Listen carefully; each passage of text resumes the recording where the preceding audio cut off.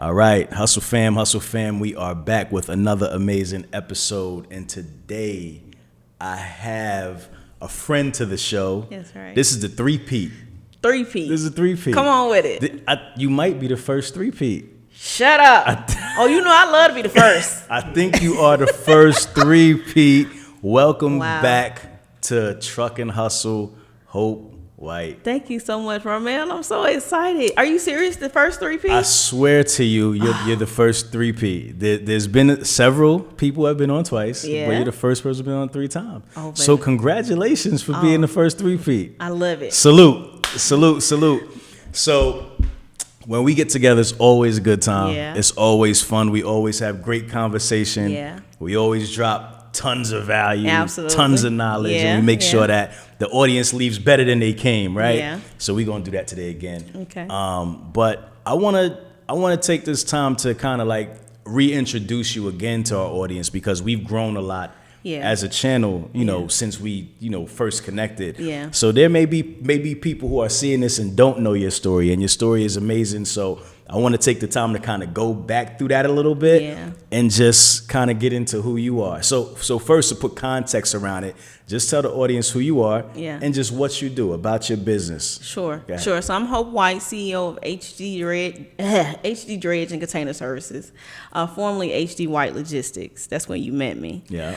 We do container storage and dredge services out of Savannah, Charleston, and Jacksonville market.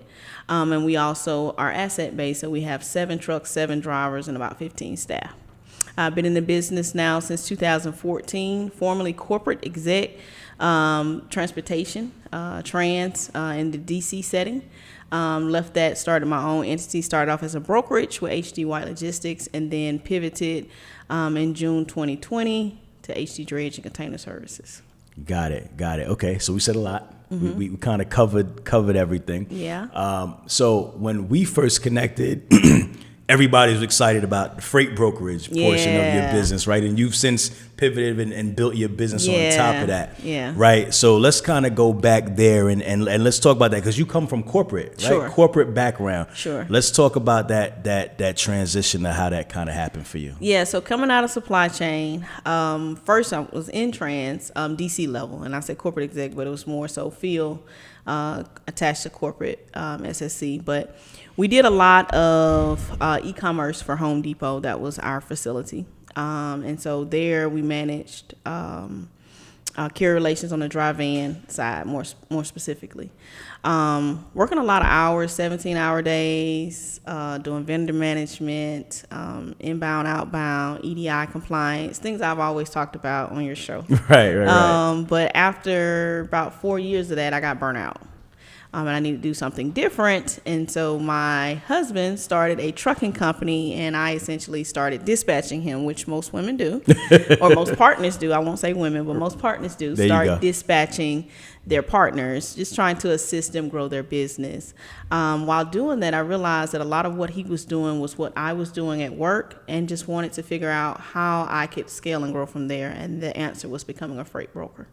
Got it. So getting into that role with Home Depot, how'd you even get there? Did you go to school for that? No, you didn't, right? You kind of just like fell into that. Yeah, job, I fell into it. So my previous background, a lot of people don't know this. I was in law enforcement for 7 years. Oh, you a cop?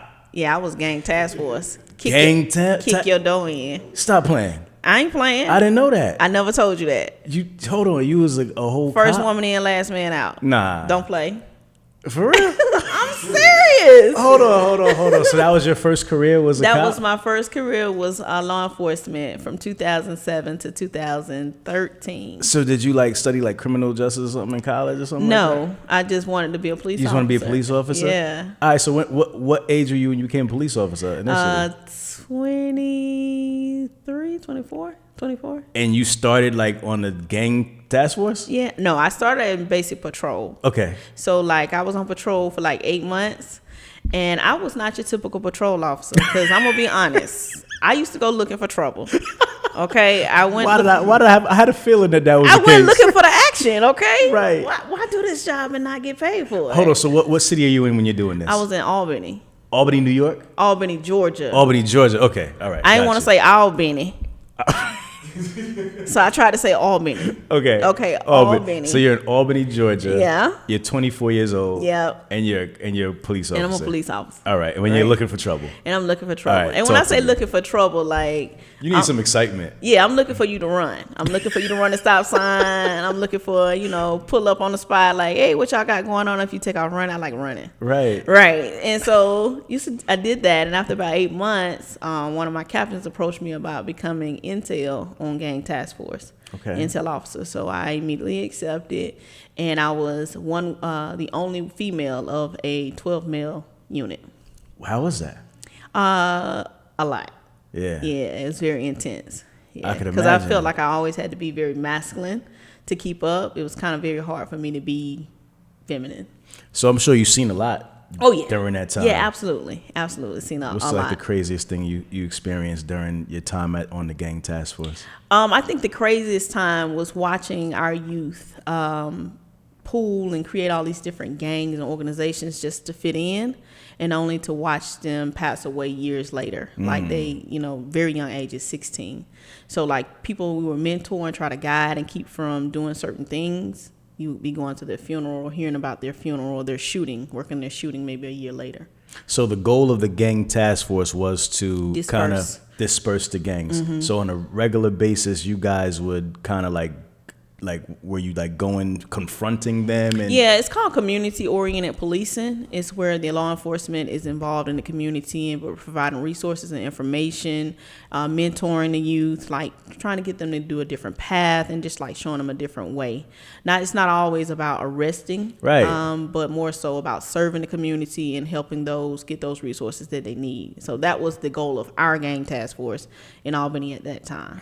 Got it. So you guys are there to help. Yeah. Truthfully. Absolutely. Right? Yeah. Wow. But when you're coming as what they say 12 in uniform, you're met with that it's not always received. That resistance. Yes, and it was not just the kids themselves, but their parents as well, because you remember it's a mentality that's kind of fostered in some sense. And so we were met with a lot of different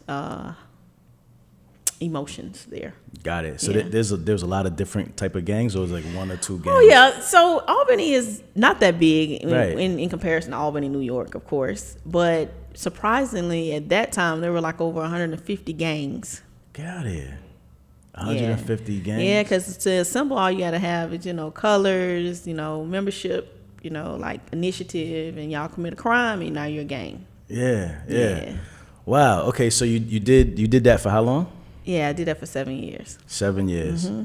And then what made you get out of that field? Well, I did gang task force for about 2 years. Okay. But I got out of law enforcement altogether because I had small children, 2 girls at the time. Yeah. And it was just getting out of hand. You kind of see the news now, what's going on. That is nothing that has not been going on for a while. Right. A lot of the law enforcement shootings. And so crime kind of was elevating, and I just kind of got tired of the action. I was like, the police officer funeral is not worth my life. Yeah, because all my kids will get is $25,000 and a flag. Right. No. Got it. Mm-hmm. Got it. So when you decide to leave, how does that work? You just go in there one day, say I'm done? Or? Oh, I said I'm gonna holler at y'all. Yeah. So I actually had transitioned into I moved back home. I went through something really personal, and so I moved back home to my family to live with my family. And there I was kind of policing at a smaller law enforcement entity. Mm-hmm. Their name shall remain unnamed. Okay. And so while there, it was such a small rural town that one of my sergeants kept calling me Gal. Gal? Gal. Like girl? Like Gal, G-A-L. It's a southern thing. But like girl, though. Like I was in the field. Gal. Yeah, got you. Mm-hmm. And I said, if he called me Gal one more time, I'm going in. Got it. So rather than do that, I quit. Okay. I said, this is my exit now. Okay. But that same day that I said I was going to quit, I had also gotten into an altercation with a young 14-year-old male where he tore up my boots. I ran out of my uniform. What? And so I was like, okay, this is it. Oh no, he chased you out your boots? Yeah, he chased me. He literally chased me out my boots, and I was like, okay, this is it. I'm done. This is Oh no, but you're supposed to be law enforcement. You're supposed to be chasing him. Look here. Once I came out my boots and I had one boot on and he had one handcuff and we was going across 6 lanes of traffic. What? Party's over. I'm done. So was this like did you confront him at first and then like I was making an arrest. He's making an arrest and he wasn't having it that day? No, he fought. And he was 14. He's 14 and I was 30 and I was like, listen. Right. Bruh. That was when keeping it real goes wrong. Yeah. Huh? And it was at that moment. It was at that moment she knew she fucked. I knew. That 14-year-old gave me a run for my money. It's so funny. I'm just like trying to visualize this little boy. And he was on the front of the car. Now, you know, some 14-year-olds, they kind of cornbread fed, right? And so he like whipped around, and when he snatched, and I tried to grab him, honey, that thing took cross, and my boot came loose. I was like, oh, listen, I'm out. Oh, that is so funny. I'm going to take them their gun today. That is so funny. Yeah. All right. So you realize that maybe law enforcement isn't for you. Isn't for me. And so I transitioned I started working part-time job at Home Depot anyway. I had already started doing that to kind of make some extra money. Okay. And from there, kind of asked some friends and family about growing, and the opportunity came available to work in the DFC in McDonough. And you're working Home Depot just in like what type of capacity? So I initially started off in the transportation office as an inbound office coordinator. Essentially, our role is to receive the trucks in, the paperwork associated with it to help the dock receive the freight off the trucks. Okay. Mm-hmm. Okay. Got it. So you start doing that and you start learning logistics. Learning logistics, essentially. Yeah, I grew from there. And then on the dock, I moved into like more vendor compliance. I kind of put myself in role where I became this end-all, be-all, see-all for all vendor compliance issues. So whether the product could receive into the building accurately to get in inventory, or if it was packaged correctly for us to be able to receive it properly, just PO issues, anything like that. I became like the corporate contact for that inside without actually being in the office. Okay, Yeah. Got you. And how many people is in that department? Is it like you and a couple other people? Yeah, or? so in the transportation office, we only had five at that time. Pretty small department. Pretty small. Okay, Yeah. Got you. And during this time, how long is it before your husband comes to you with the idea of starting a trucking company? About a year. Okay, about a year. Mm-hmm. And obviously, okay, that's cool. Additional income in the house or whatever. And you want to help. Yeah. Okay. Yeah. So at what point do you realize that you can be an asset to this business? I actually, after being in transportation for about a year and a half, got pregnant. Okay. And so I ended up having to take a leave of absence. And so while I was on that leave of absence, I started kind of like helping him. Like, what are you doing? You know, more like dispatching him, essentially. Gotcha. And so while I was doing that, I realized that you can make a lot of money real quick. So like previously, before my husband was running his own loads and dispatching himself, he was making like $5,000, $6,000. We thought that was a lot of money. But then when I took the leave of absence and started helping him, he made like $10,000, $12,000 in a week. Okay. 1 week. Just what was the change? 5 days. The change was I understood routing, I understood timing, I understood schedule, and I understand communication with the customers. So I could get him to deliver this load, ping him to this next load, all while he was still in his service hours. So I was maximizing his time frame while he was running his loads, and that allowed him to increase his profitability. So at this point, it's just one truck and your husband as a one driver? truck and my husband running hard. Okay. Yeah. And you decided to take it to another level After that, making dispatching was just not enough for me because I wanted to kind of see how my skills from Home Depot were transferable. And so then I asked, like, how do you get to become a broker? Kind of called like a family friend. And they were like, oh, you just got to buy it. Buy what? You ain't got to go to school. You ain't got to do no formal education. It was like, no, you got to buy your certification. With who? Right. So I did that. You know, I went through the process, 21 days, had my brokerage authority, and didn't know shit. Got it. Don't know if I can say shit, but you can. It's too late. It's too late. It's out there. We ain't editing it out either. Yeah. And so I didn't know shit. And so I started like researching from there. From that point, it was like April of 2017. And so from that point, I just kind of like just stalled out because I didn't know what to do. I had this corporate job still and got this brokerage authority, and I went and bought this website and got this, logos and shirts and all that, and nobody's talking to me. I don't know what to do. Right. So I took a brokerage class.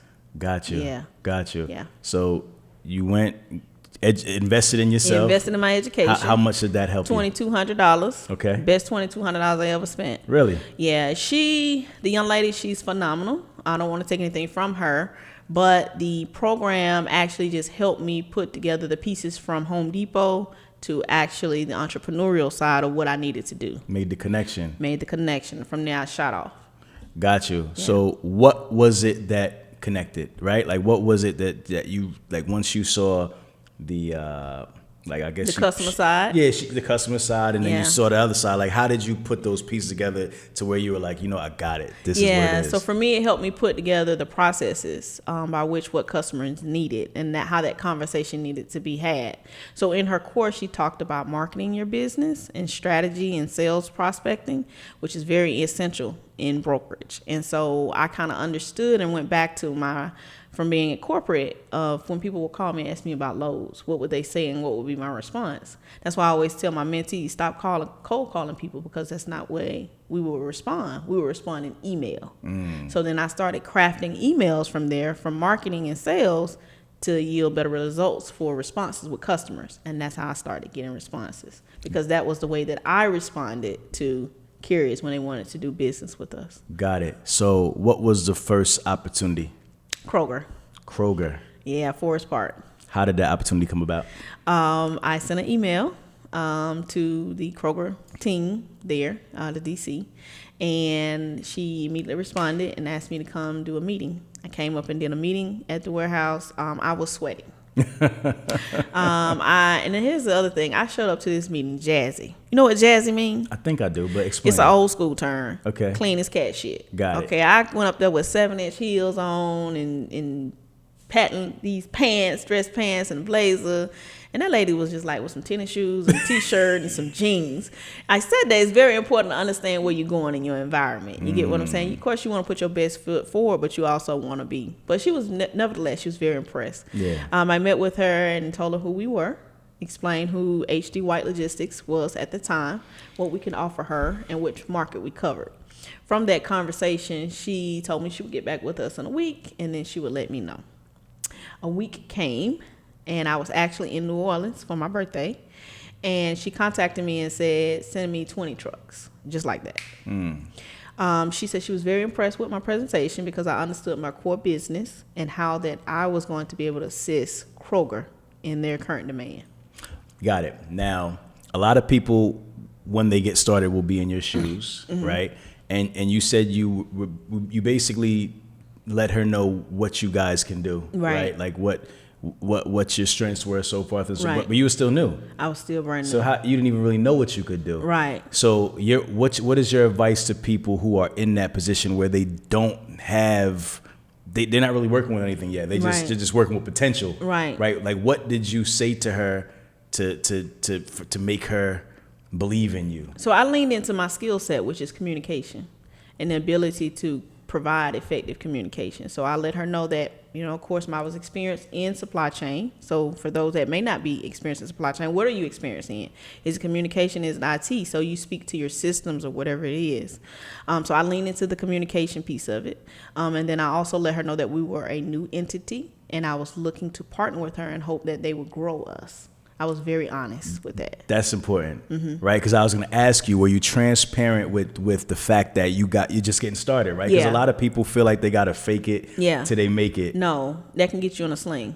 Get your ass in a big sling. Yeah. Because you'll essentially commit to work that you're not actually prepared for. So I say be fully transparent and honest about where you are. All they can say is no. That means it's not the right yes for you. Right. So she was okay with the fact that you guys were new and your goals to grow with them. Right. So she calls you. She says, I need 20 Send trucks. me 20 trucks. Okay. I can't send you shit because I'm in New Orleans. My computer in Atlanta. Right. Okay, and I don't know nobody's name off the top of my head. Right. So I essentially picked up the phone and started calling my husband's family members. And of course, it was like on a Friday, so they out of service hours. Nobody can come, and it was just like a big mess. And so she kept calling me all Friday, like, "Hey, where your trucks at? Nobody's here yet." And I didn't want to tell her I don't have these trucks. So I just kind of like panicked on the inside. So I just kept saying, we'll send somebody. And then finally my strength came and said, be business minded. speak the truth, speak what's going on. So I picked up the phone. I called. I said, "Hey, how you doing? I'm sorry. I am out of town, and I do not have my computer with me at this moment. And I'm not, right in front of my contacts. But could you allow me to Monday to send those trucks to you?" And she said, "Yeah, girl, no problem." She said, "Thank you for letting me know. So we'll take you off the board." I said, "Okay, thank you." Gotcha. And so Monday came, I sent 40. You sent 40. I wasn't playing. Got it. How do we get 40? You couldn't find 20 before, but you was able to find 40. I didn't have my computer. So you did have the contacts. I had a network, yeah. So when I started working with my husband and dispatching him, it's all about communication. So I started talking guys up, talking to like a lot of guys my husband met at a truck stop. I went to the truck stops, put signage out, handed out cards. Like I had met a lot of guys, and I ain't hard on the ass, baby. So they'll talk to me. No doubt. Okay, no so doubt. I built a lot of relationships with a lot of different trucking companies. Okay. Okay, got it. So you were able to send 40 trucks. How did Yeah. you know, still being new, how did you know how to price those moves? The pricing. So this particular client, you don't give them your price, and they give you their pricing. So we had to work with what was set with them. Okay. Yeah, and it was more than enough. It was more than enough. What were the margins on it? Do you remember? Oh yeah, my margin at that time was like 35%. 35%. Yeah. Okay, cool. Yeah. Cool. Got Yeah. it. Yeah. All right. So that happens, and then what happens after that? Yeah. So after that, we just like shot off. Like we just killed it. Like we went from like $0 to like 680. Quick. Boom. With Kroger. With Kroger. Now Okay. we had like 2 or 3 other clients in play as well, but Kroger was the bulk of our business at that time. Okay. What was it? What was happening in Kroger at that time that where there was so much capacity that they handed off to you? Well, Kroger's a distribution center for groceries. So at that time, they were doing anywhere from 1,000 to 1,600 truckloads a day. To all the DC distributes to all the grocery stores in this market, Gotcha. all the Southeast region. Gotcha. So they were doing a heavy, robust, truck services. Kroger distributes to everybody. They distribute to their stores, Krogers? to their Krogers, Right. and then also their vendors distribute to them. So Got you it. got Heinz, Hershey's, Pepsi, Budweiser. You're also doing those truckload services for some of those vendors too, coming to Kroger. Got it. So it's not just one way, just all the Krogers. It's inbound and outbound. Yeah, you're also doing a round trip. Maybe you may go around and pick up some Purina dog food or something like that and come back to the DC. Okay. Yeah. Okay. Or Nestle. Got you. So you start growing with them. How big do you grow working with Kroger? I grew from 1 person to 4 people in like 2-3 months.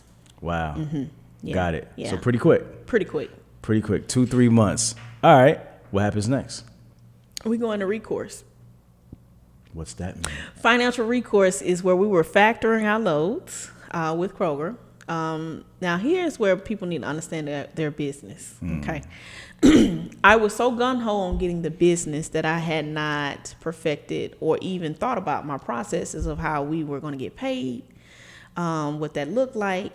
How do you get paid? What type of system do I use to manage my invoices or anything like that? I want the money. So when the money started coming in, I was not paying attention if there were duplications in our invoices, if the invoices were even paid accurately. I just didn't care. The check was depositing. Right. Okay? And so essentially what ended up happening is there was some duplications. Only 4. But that was enough to trigger what's called a recourse. Okay. That recourse, the factoring company started backing up on Kroger, like pushing up on them to make payments. And hey, this is what. And so Kroger shut down all billing with us until there was an internal audit done to figure out where the duplications was coming from. And also, why is TBS saying, it was my factoring company. It still is. Why is TBS saying, we're not getting paid? Got it. And so that created a recourse. Where were the duplications coming from? I had an office associate at the time that had submitted 4 loads that had already been previously paid. Intentionally or unintentionally?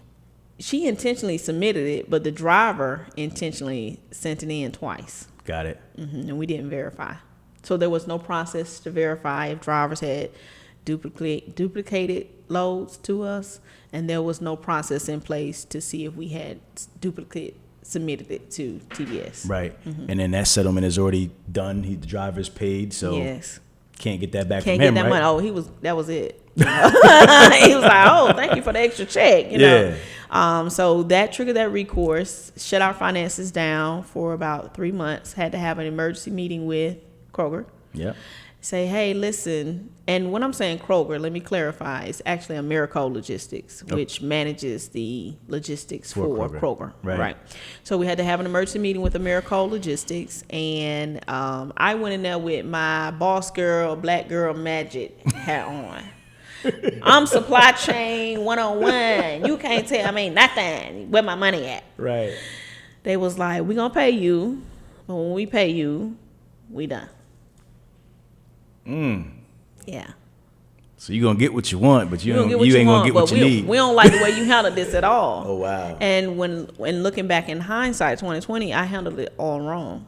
I was more so defensive and argumentative because I was so focused on getting the money, but not understanding where the error was. Got you. And so this is before you discovered what was going on. Before I discovered what was going on, I was too busy arguing. These loads. Yeah, I know you. Yeah, I was too busy arguing. Cut my check. Take my money out of reserve. Like this, my money. Like I was so focused on that for weeks at a time.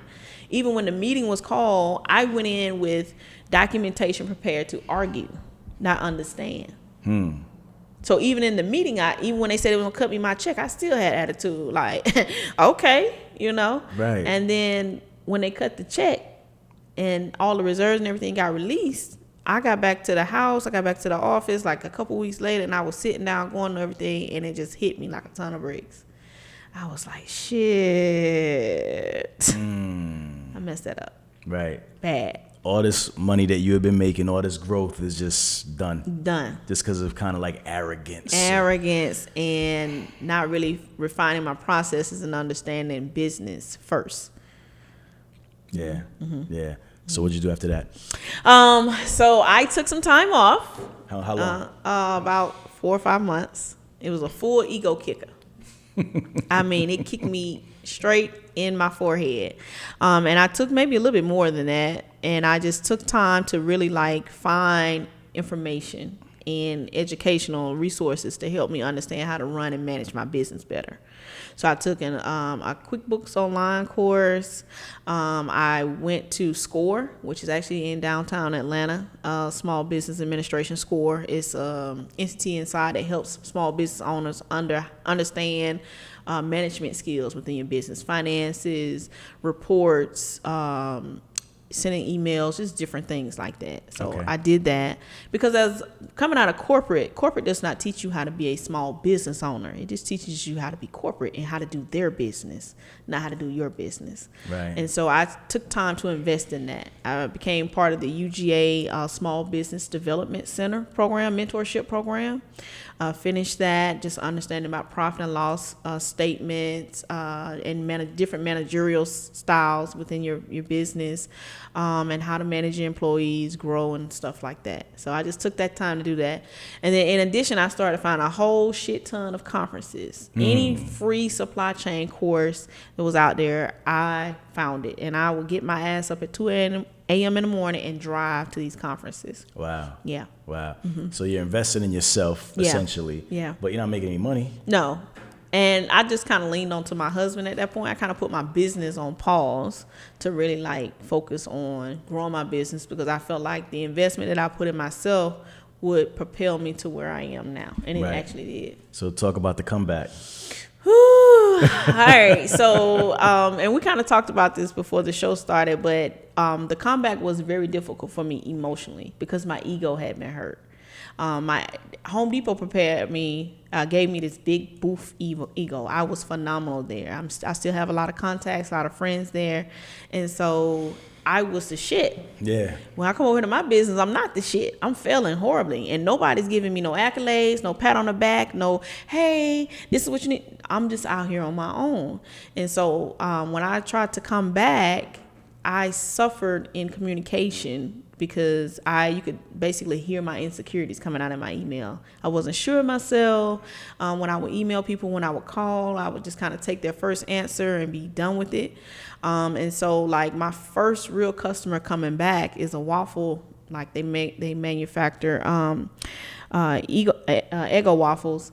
I actually like begged her on the phone for the opportunity. Really? Yeah, because I was kind of like, just like down in the dumps. It was like you had in desperation. Yeah, I was in desperation. Yeah, I was just like really, really messed up. And so she gave me the opportunity, and that was the comeback. And that I really worked on processes with that client. I really took the time to understand communication and the timeliness of communication, and then managing the invoices when they came in, and then managing the growth from there. Like how quickly do I add new carriers, and which systems do I need to have? And like I really worked on the process there. Got it. What about the rest of the team?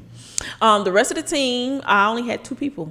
Okay. I had cut everybody loose. Got you. Yeah. So during that, like that 3-month or whatever period, they kind of just did what they were doing. Oh, no, I froze everybody. I was like, look, effective immediately, everybody fired. Got you. I ain't doing nothing. Yeah, we ain't doing nothing. So when you came back, 2 people came back with you and got started. Yeah, 2 people came back with me, and that's what started. Yeah. Okay, So you start working with you said waffle company, right? The waffle bakers. The waffle bakers, and how does that kind of go? Yeah, so she gave me an opportunity, and we did a lot of reefer work for her. Okay.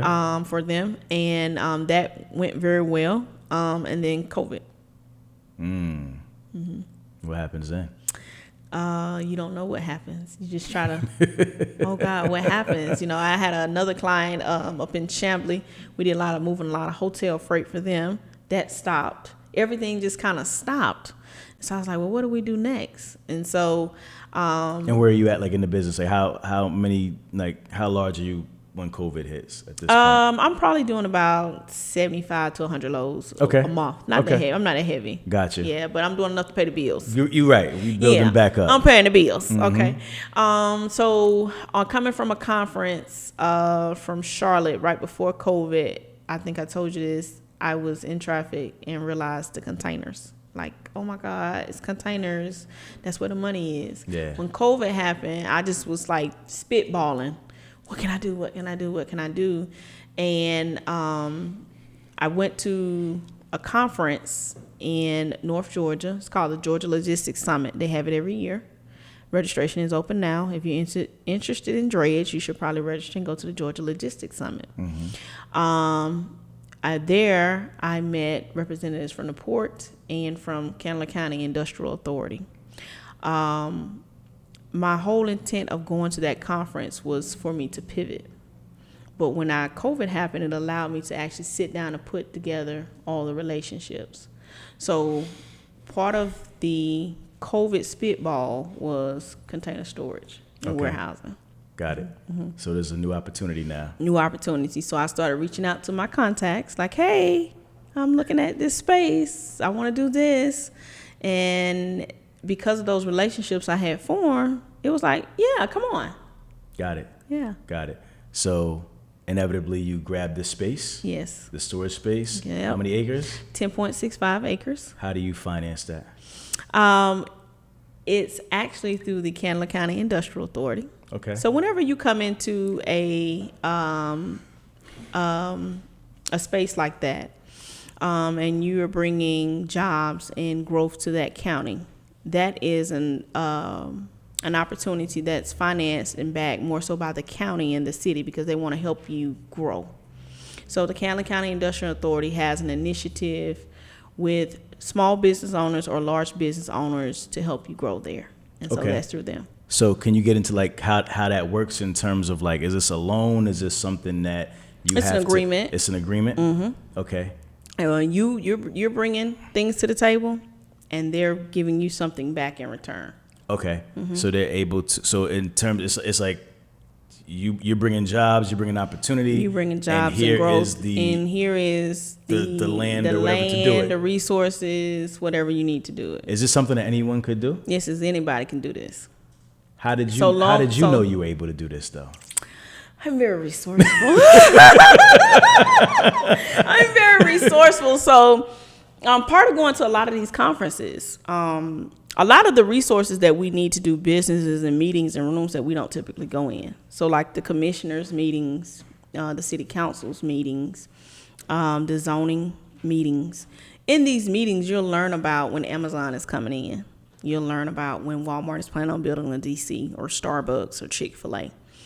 And so those meetings are not discriminate for small businesses. It's just an opportunity for you to learn to see where you fit in at. Those resources are still available to you, not just because your name is not Amazon. You just got to make yourself available to it. Okay. And so it starts with you creating a business plan, understanding where your funding is going to come from, what your strategy is going to be, and what your value is going to be to the county. And then you have to approach them. You got to be serious. You can't be John that just started 6 trucks and now you want a piece of land. No. You have to have a serious business model, and you also have to have some references that are willing to back you to say, yes, they're solid. They're going to do great business there. So this is zero money down on your end? Damn, Ramir. Shit, Candler County, I'm sorry. I mean, this is like mind blowing stuff to me. Like, this is kind of. So I'm very blessed. And very fortunate. I started off with 2 business partners. You know about that. I can't talk about it too much. Yeah. But I did start with 2 business partners. But essentially, it was zero money down. Wow, that's crazy. Zero money down. How do we not know about these opportunities, man? It's because we don't put ourselves in the spaces where the opportunities are. We're putting ourselves in the spaces that glitter and are glitzy. That's not the spaces. And no knock or no disrespect to anyone who follow those type spaces. But that's not where the true opportunities are. It's in the spaces that make you uncomfortable. Right, Mm-hmm. right, for Right, sure. right. Okay, so blessed with a huge opportunity. Mm-hmm. How do we go about monetizing this space now to get started? So let me go back really quickly. In Georgia, Alabama, South Carolina, and northern Florida, there are several counties that are poor, very poor. They can't grow if they wanted to, and they're not attractive to a lot of the larger entities. So they will be willing to do business with you, coming in with your dollars to help them grow very quickly. But a lot of people don't know that because you're not looking at them. You're looking at Atlanta. Right. You're looking at Miami. You're looking at Houston. You're looking at Long Beach. Those are already developed. So they already got who they want to play ball with. But these smaller counties want to build those relationships and have something to give you, and you have something to give them. Yeah. Yeah. Nah, it makes total sense when you think about it, Yeah. because it's nothing happening with it, right?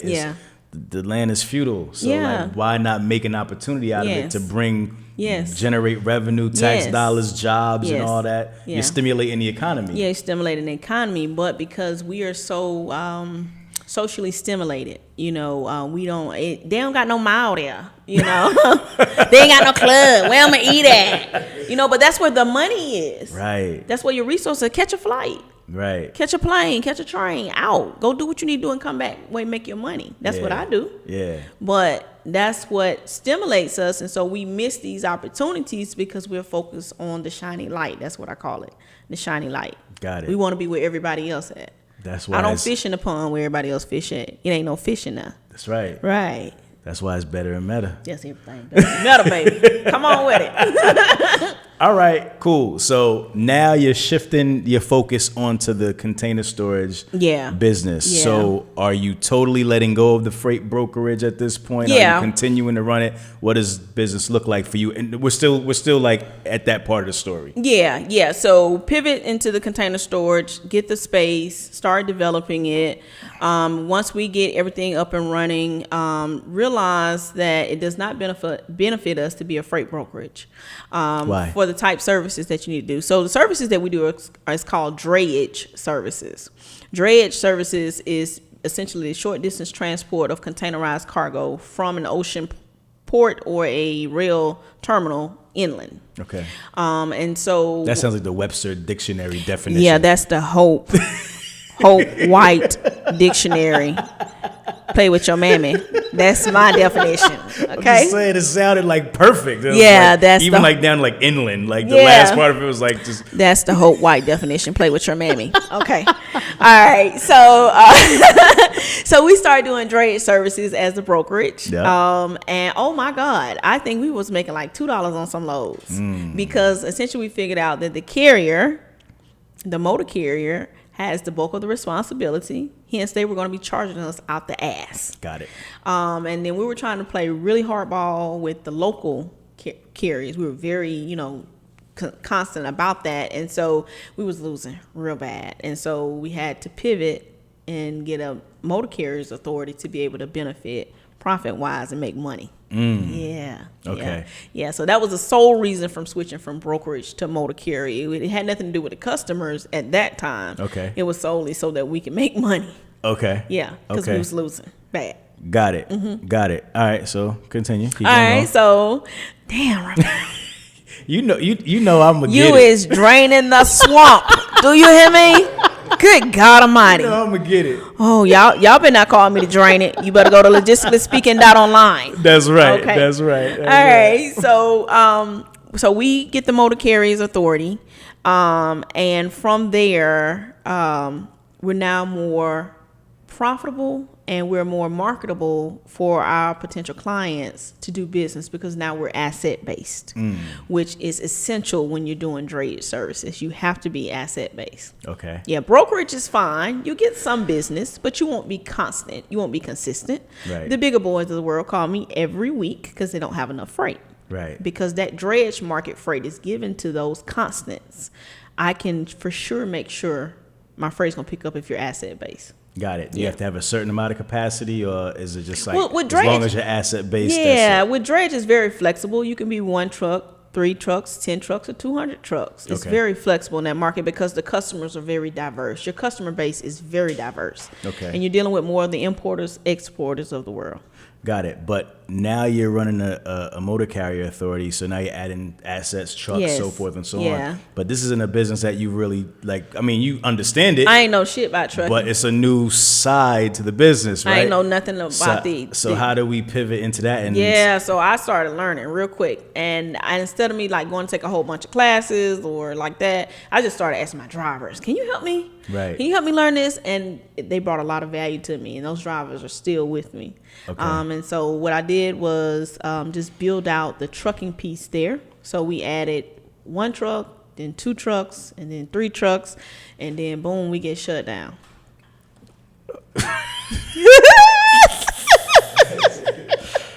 Oh man, I fucked up again. Oh man, you must have done something bad in your previous life, man. So you got some karma. What's going on with you? What is going on with you? Again. So we're doing really good, and just gun ho to get a business. Yeah. Actually get an opportunity to do business. I won't say this client's name because I don't want them blowed up. Yeah. I'm not trying to be selfish and thing, but it just would be inappropriate. I dig it. Okay, and so got a very good contract with this client, and the contract required us to have a hazmat policy. And my insurance provider at the time would only bind us for $5,000 per truck per month. Okay. And I jumped off the cliff with it. Gotcha. And I went from a $1,800 a month premium to $10,000 with 2 trucks. Oh, wow. Then I want to add a 3rd truck, $15,000. Oh, wow. Shit. Yeah. Okay. And so we were doing great business with this client. Everything was flowing very smooth. We weren't going to pay a whole lot of bills off. And then, boom, the volume dropped. Okay. It shifted. Okay. Nothing to do with us, just the volume. So, but I still got a $15,000 a month payment. Fact. In addition to that, at that same time, I had someone in my office at that time that left 14 boxes in the port and did not tell me. I didn't have a clue. I was under with this was another client. I was under the impression that we had 4 and we had to get them out. And the client called me while I was in the middle of a class and said, we got to talk, and we got to talk right now. I'm sick of the lying. And I was like, what are you talking about? And I'm depending on my operations to manage everything. Right. She said, there's 14 boxes in the port, and y'all got to pay to get them out, and it's 32 vans. Woo. Yes. Yes. You got to pay it. And when you get them out, we ain't paying you to deliver them. Wow. So in addition to the 14, we had a total of 22 boxes that we had to deliver from Savannah to Atlanta. Totally free of charge. You talking about $2,200 a box. Hold on. So those boxes, they were on the containers. They was in the port. Right. They were in the port. You guys were contracted to pull them. And we had to pay the demurrage fees as well as We lost the revenue on delivery. How did that happen? My staff was overwhelmed. We had too much work for the amount of staff I had. At the time, it was just 3 of us. Got it. And they were overwhelmed. Yeah. Got it. Yeah. Got it. Just a lot going on. Just looked at me and said, I'm so sorry. I didn't think we would get to this point. Wow. No heads up, no nothing. And I just like cringed. I was like, damn, I did it again. When that happens, how does that, I'm sure that impacted the contract. Yeah. Sure. Oh, yeah. They said once you deliver these boxes, we're done. Yeah. It's a wrap. Party's over. I'm going to holler at y'all. And I couldn't say, hey, I didn't do this. Right. Because you did. It's still your business. It's we. Right. It ain't no I. It's always a we. It's we, and I couldn't say they were having a bad day or they were having a bad moment. I had to say, I'm so sorry. I apologize.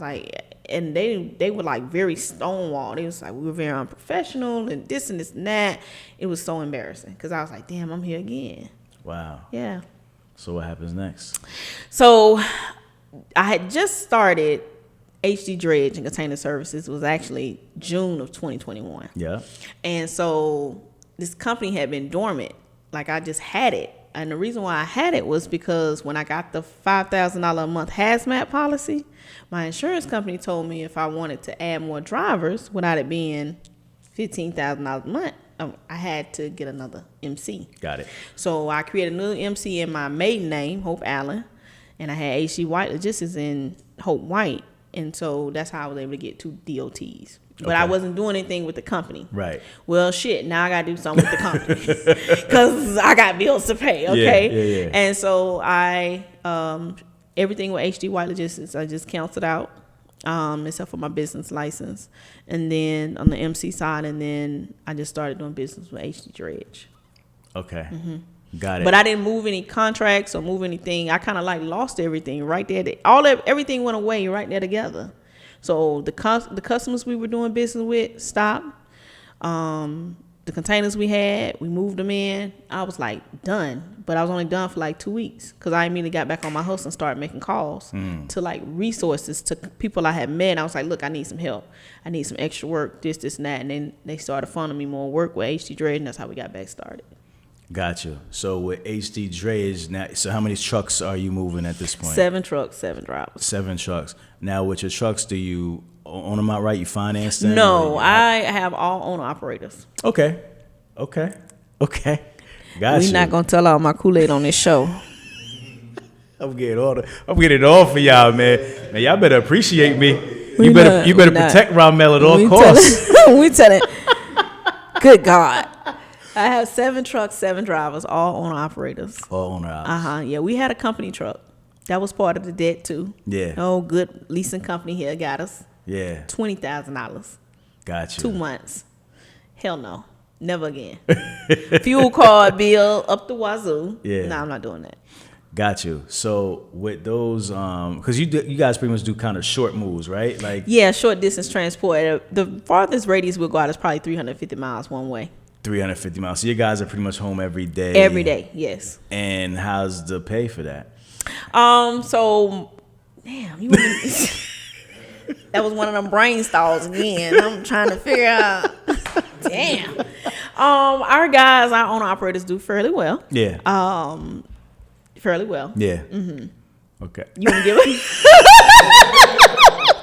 Damn, my payroll is high. So I guess my question is, give me a range of what you can make on a under 300 mile radius, and I'm sure there's different moves, but like around what are they paying? For if you're moves? consistent in my market as an owner operator, on average, you should be about $6,500 a week. Okay. Okay. If you and how much moves are you doing to make that? 5 to 6 days a week, so you're probably doing about 5 to 6 moves. So one a day?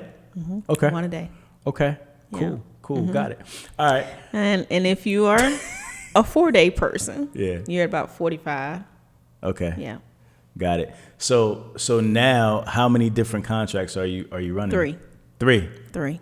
Okay. Big Orange Bucket. Okay. Home Depot. Gotta love them. Yeah. We have a Stone client, Granite and Stone client out of Brazil. Very good friends. Very close. And then we also have a paint product manufacturing distributor. Did they find you or did you find them? All three found me. How? Sorry, two found me. One I begged for. Okay. I begged. And I cried. And I begged some more. And they gave me an opportunity and we rocked it. Got it. Yeah. Got it. Okay. Yeah. The other ones that found you, how do you market yourself to be found? The others that found me came through relationships that I had built from being at these conferences. Really? And people who I had met recommended me to these clients. Okay. One is a very large entity that recommended me to the Stone client. And so we've been with the Stone client now for a while. Okay. And then the second one came from a local network, Georgia Grown, which I always tell people about these local associations and in state associations. Georgia Grown is a marketing agricultural initiative through the state of Georgia to get farmers out there, like get their products out there and get them visible. And it's also a resource to suppliers for those farmers. So like if you want to move cotton or peanuts or peaches or chicken or whatever, Georgia Grown will be an association you want to be a part of. Got it. But you got to participate in events. Okay. What are some of the biggest challenges with this type of work on a regular daily Cash flow. operational Cash basis? flow. Can you I explain need some money. Get into that. I don't sleep. Shoo. Get it. Why? Talk about cash flow issues. So everybody always says, I don't have work. That's not our problem. We have work. We don't have the money.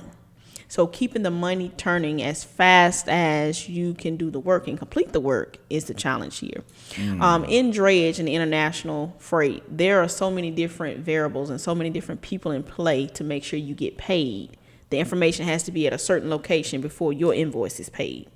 And so you may submit your invoice timely, but your customer may not have a final piece of that invoice from the steamship line or the agent or whatever, and then your invoice won't get paid. And so that leads to delays. And so you may be on a net 15 or net 30 payment term, but essentially for your client, it's net 60. So how do you? You did that work 60 days ago. Right. You pray. You pray your way through. No, seriously, you lean to resources like TBS Factoring or OTR Solutions. Got it. Yeah. You plugged OTR. Look at that. The family, our family. I love Grace. Grace is good people. Yeah, she's good people. For sure. Yeah. So factoring is definitely needed in your business. Yes. To keep cash flow going. Yes. The fact for drays. For yes. drays. Yes. Drayage is very capital intensive. It's not necessarily just the cash flow to be able to pay your people, but the maintenance issues and concerns that come up with it. So being that containers move so much, they're moved on what's called a chassis. And so those chassis are oftentimes, if you don't have your own, you're not maintaining your own chassis, you get them from a pool. Pool chassis is everybody and their mama get to touch them. Right. Okay. And so the tires that they put back on the chassis are called recaps. So it's basically like a layer of glue and a piece of rubber. Right. And another layer of glue and a piece of rubber. Right. And so with so much going, that comes apart and you blow tires. Well, those tires are between $400 to $600 to $700 a pop, and you have to pay it. Right. And you're not reimbursed. Right. Because it's always driver's error. It's always driver's error. Got it. So yeah, that can drain the swamp essentially. The other thing with doing containers is that you have to have somewhere to house your containers. So a storage yard or slots. Depending on which area you're in, like I'm in coastal Georgia, the ground is extremely soft. So when it rains, the containers go in the ground. Guess what? I got to call a record service to come out there and pull it out the ground. And that's anywhere from $250 to $600 a pull. How often does that happen? For me, about twice a week. Really? Yes. Yes. And right now we're doing about 4 to 5 tires a week. Wow. Yeah. So you rent all your chassis? We pull out the pool. Okay. You pull out the pool? Chassis pool. And so you don't own any chassis? No. And the reason why is because most of our accounts now, or the volume of our account is dropping hook. And so we need our chassis. And Gotcha. so it would be more beneficial to get out of the pool than us having ours. Got it. Yeah. So that record, that's like an exorbitant cost, man. Like, yes. Have you ever thought about figuring out a way to offset that, maybe you might as well get your own wrecker. Yeah, so I actually did look at one of those trucks, and it's like I think he told me $1 million for the type of truck to pull it up. Yeah, it's very expensive. I've also looked into getting a small crane for the site to be able to lift the boxes up. The challenge is, having a skilled person, trained person there to be able to do that, because I ain't finna get out there and be lifting no boxes up out the ground. Yeah. But it's something that we commonly face. Is there there's no way around it, right? There's no way around it. The other issue that we face is broken glad hands on the front of the trailers, on the front of the chassis. Yeah. For our particular client, we're responsible for replacing those glad hands before they actually get them to the dock to unload those trailers. So we have to constantly send a vendor out to the DCs to have these glad hands fixed before they actually get the trailers in the doors. Right. So these costs probably represent a lot, like on your bottom line. Like you have to kind of account for this. Yeah, I'm big boy price right now. I probably. Yeah, some of my debtors would be like, so you should have paid me instead of paying them. Yeah. For sure. Yeah. Okay, cool. So what's going on now on the storage side? On the storage side, I probably have 2 chassis, 1 dry van, and 2 containers. 4 containers on my yard. Gotcha. We haven't done long-term storage now for a while. All of our clients, every last one of them are requesting immediate movement of their freight. They want the freight immediately pulled, immediately offloaded, and back into the port. Our average dwell time on boxes used to be, about 4 months ago, 7 to 21 days. That means we had opportunity to store, or either it sat on the customer's yard. Now that looks like a 72-hour turnaround. Freight is out, and then come pick this box up and take it back to the port. Yeah. Do you know what changed? The demand change. First and foremost, customers are tired of paying all these damn fees for. It's just an asinine charge for sitting there letting the freight store when I could just put it in SKU and stock. And so customers are getting their freight out in order so that customers can get their freight. That's the first thing. And then second thing is the demand has shifted. Everybody done went back to work, and so things are dropping. Got it. Mm-hmm. So as a business person, how are you adjusting? So the storage piece doesn't really affect us. Us having the land is just pretty green grass out there. Right. Right now we just work on development of that land right now in preparation for other services we're going to move to, which we can talk about. But for us, it's more about the trucking services now. So we beefed up the trucking services and how much more capacity we can handle. Gotcha. Mm-hmm. So let's talk about it. You made a little segue. What are some other plans for that space that you're thinking about in the future? So we definitely want to have our own warehousing and cross-docking facility. We currently lease a space now. It's about 5,000 square feet. Okay. But we essentially want to have our own 50,000 square foot cross-docking facility on our land. So you're going to build on it? Yeah. Okay. How long does something like that take? It will take about 2 years. Okay. Mm-hmm. And you know how much money that project would cost? $6 million. $6 million. Well, it's $6 million to concrete the 10.5 acres and to build on the 24 acres. Okay. It is $4.3 million. So $10 million total. Okay. Mm-hmm. Okay. That's a pretty that's pretty heavy lift. Yeah, I'm about to get an OnlyFans. Cause baby. Oh. So these investors ain't lining up, baby. So when you go into a project like that and start considering something like that, what's the first things you're looking at? You're trying to find the resources, where the money's at, right? Yeah, find where the money is. And before we just focus on the money, actually now in my market, resources are becoming a problem. Aggregate, rock. Because there are so many warehouses that are coming up so quickly in my market that we are very low on rock. And so the distance by which we need to quote and get rock from now, the cost of the trucking almost is the same price as putting the rock doing the concrete itself. Oh, wow. I'm serious. Wow. Yeah, the cost of the trucking to truck that amount of rock that we need in is like $3 million. Wow. Yeah. It's a lot. It's a lot. It's a whole lot of moving factors. So we're going to be in that grass for a long time. Yeah, it's a process. Yeah. It's a process. Yeah. How big is your team now? Oh, so we have 13 staff, 7 trucks, 7 drivers, so 20. So the 13, what are they doing operationally? So we have 5 operations managers, 4 coordinators, and AR and AP and payroll. Okay. Okay, got it. You've been in business for a while now. You've learned a lot. You've had some ups and you've had some downs. Yeah. What have you? What is your takeaway from your journey? If you could kind of bundle it all into one thought, what's your biggest takeaway from everything that you've been through? Definitely being emotionally sound, and balanced, and having a good foundation under yourself. Not, we lean to our family and friends, but you being secure in who you are has been probably the biggest takeaway from me, and understanding how to stay balanced. Like, what do you need to do that? Is that therapy? Is that alone time? What does that look like?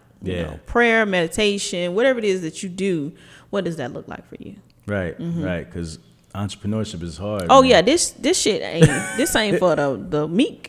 This is really, really difficult. And, again, the focus is always the money, but you should also be focused on your mental health, because it will deteriorate if you only focus on the money, because there's so many circumstances that come at you in logistics that are beyond your control. Yeah. And so one of my good friends, Saritha of SJW Logistics, she hit it on the head when she said, if you are a control freak, logistics is not the business for you, because it will make you lose yourself. So having a sense of balance has probably been one of the biggest things I would say you need to have coming in. Yeah. Like always being able to go back to what we call in yoga, center.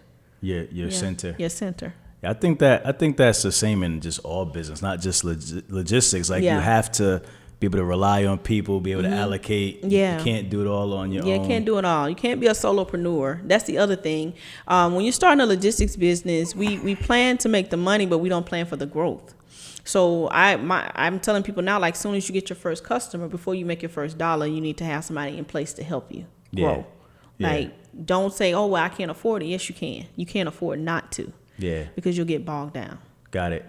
Mentorship. You're a mentor to people. I'd be remiss not to mention it. You have tons of students that love you and that you've been cultivating over the years. Yeah. Talk a little bit about that. Yeah, I'm real quiet about my mentorship.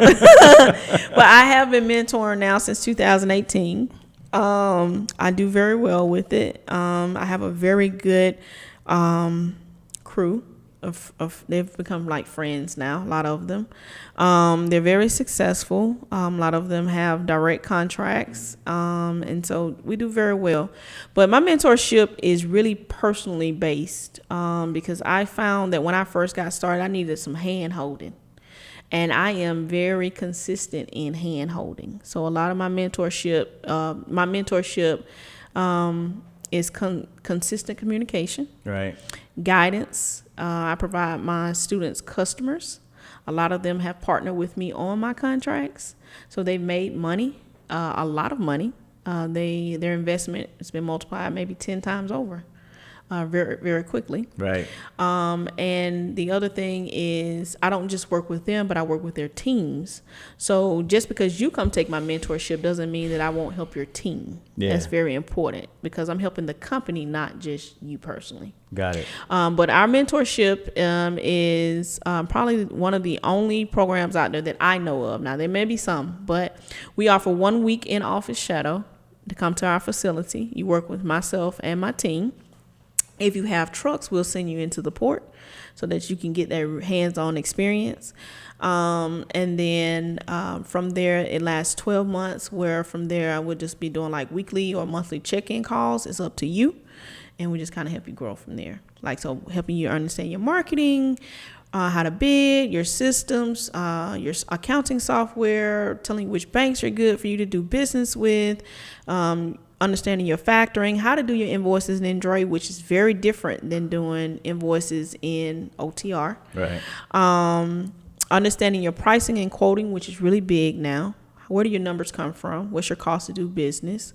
how to get equipment, how to manage that equipment, what does maintenance look like. And now my biggest thing that I'm really hitting on is insurance claims. Because so many people are getting into Drays, they're not understanding the liability and the risk associated with it. So I want new carriers and new partners in my mentorship program to really understand how to protect yourself and structure yourself. Got it. Is there any examples you can kind of give us of insurance claims or issues that maybe could have went another way had somebody had the proper protection or so forth? Absolutely. This just happened Tuesday with one of my mentees. He was another one. He's a very good guy, but he was gung-ho to make the money. Okay, and so he gets caught up on just getting his boxes pulled, and so he'll pull whoever. John, come pull his box. They did not take the time to get John's information, and so as a result, Tuesday John had a wreck and flipped the reefer. There was not a certificate holder on file, or neither was the company additionally insured to his company, and so he financially ate a $7,500 tow bill. And we still don't know if he's going to eat the damage that occurred to the reefer container and the reefer unit itself. Right. But the guy who was driving the truck is completely off the hook. Right. But if he had followed process, which is having that company add him as additional insured on their insurance, that tow bill could have possibly been covered, as well as the damage to that reefer unit had they had the proper endorsements. Gotcha. Yeah. So having that contractual agreement with his subcontractors in place to legally and financially protect himself would have helped him out greatly. But now he's going to eat a $7,500 bill. Yeah, that sucks. Yeah. That definitely sucks. Yeah. What do you enjoy doing outside of work? I don't know if I should say this because I'm newly single and I don't want to run nobody off, but I'm into guns. In the guns. I just bought an AR-15. Yeah? Yes, and I am kind of leery of how I'm going to learn how to shoot this thing because I can't go to everybody around me. The area that I'm in, I can't just go ask as a black woman to go shoot an AR-15. So,